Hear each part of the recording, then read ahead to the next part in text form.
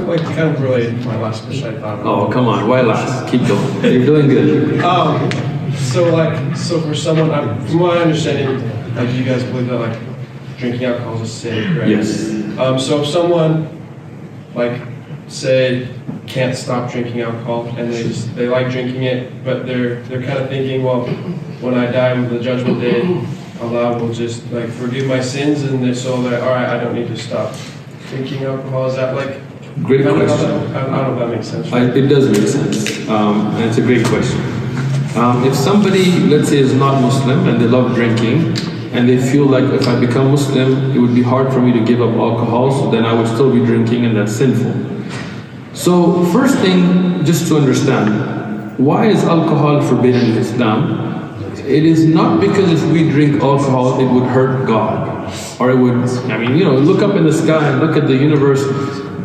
In Islam, we believe that everything that has stars, that has what we call masabih, the lights that you see in the night, this is just the first sky, sama ad-dunya. And in Surah Al-Mulk, Allah subhanahu wa ta'ala says, Zayyina sama ad-dunya bi-masabih. We beautify the first sky with these lamps. Above that is a second and third and fourth and fifth and sixth and seventh sky that we couldn't even imagine.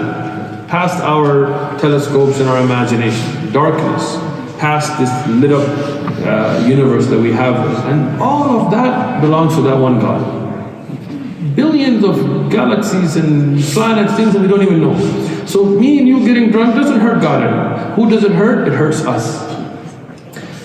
We know, and I work in the med device industry, so there's clinically reviewed research that has recently been published, which was on Fox, surprisingly, that says even mild drinking, social drinking, light amounts of alcohol has clearly been linked to cancer, right? People used to say, oh, a little bit of drinking is good for you. No, and we look at the peer-reviewed clinical trials, journal entries that show that it is bad for you. If you look at the effect of alcohol on your liver, on your heart, on your body, on your brain, on decision making, no drunk thinks they're a drunk. If you go to a drunk and he's, doing like this, you're like, hey, give me your keys. Like, no, I got it, man, I'm good. Every alcoholic's like, I could quit any time. You lost your job, you lost your family, I think it might be a good time to quit, bro. Right? No, I'm good. So that tells you that alcohol, even if it does have some benefits, but the evils of it outweigh it. So Allah made alcohol haram, forbidden on us for our own benefit. See? If somebody's a Muslim and they drink, we don't say that they're not Muslim anymore. We don't take them out of the religion. We say it's sinful, but they're still Muslim. Allah can still forgive them.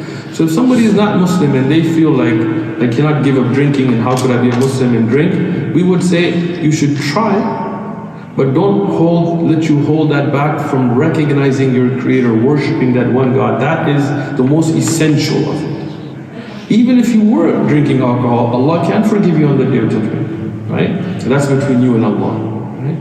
But as a Muslim, we would tell every Muslim, why would you want to do that? Sometimes something may feel good, you may enjoy it, but you know it's harming you. So in that sense, you have to stop yourself, or at least try, right?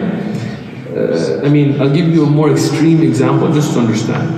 If you have a family member, may Allah protect all your family members upon Tawheed and guide and all that, and let's say they want to do heroin, what would you tell them? Don't do it.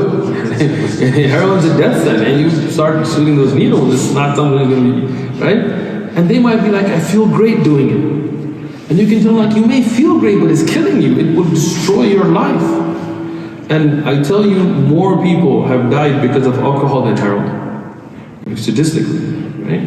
Every year, the drug driving accidents, we're not even counting people who died because of the health effects, just from the drug driving of it. We as a society know the harms of alcohol, but unfortunately, due to certain lobbies and certain interests, nobody wants to talk about it. Right? How many families have been destroyed because of alcohol? How many children have been abused because of alcohol? How many spousal abuse cases have come forward because of alcohol? How many people have made, and I think almost everybody that went to college, not on a religious trend, would say they made bad decisions while being drunk. Right? So that is why Allah forbid that for us, knowing it's better for us. Allah forbid us from premarital spousal relations because Allah knows that's better for us. So if we violate these rules, we can still repent. Allah can still forgive us. We're not saying if you drink alcohol, khalas, you're going to go to hell for no matter what. No. But as a Muslim, we always want to live life in the way that Allah has ordained for us. Good? Go ahead. Go ahead.